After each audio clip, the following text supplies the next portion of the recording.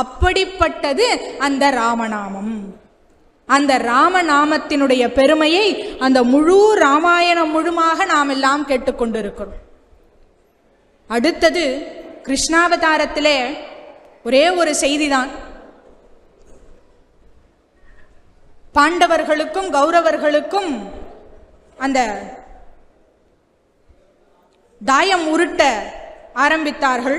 ஒன்றொன்றாக பணயம் வைத்து கொண்டே வரும் பொழுது அவளுடைய நாடு, அங்க இருக்கக்கூடிய பசுக்கள், தம்பிகள் எல்லாத்தையும் பணயம் வச்சுட்டா தர்மர். தன்னையும் பணயம் வைத்து இழந்து விட்டார். தன்னையும் பணயம் வைத்து இழந்ததற்கு பின்னாடி இருக்கிற ஒரே ஆள் பாஞ்சாலி தான். அப்போ சகுனி சொல்றான், அவளையும் பணயம் வச்ச ஆடு, நான் உனக்கு இழந்த எல்லாத்தையும் திருப்பி கொடுத்துட்றேங்கிறான். இந்த டெம்டேஷன் சொல்லுவாங்க, கவர்ந்து இழுக்கக்கூடியது.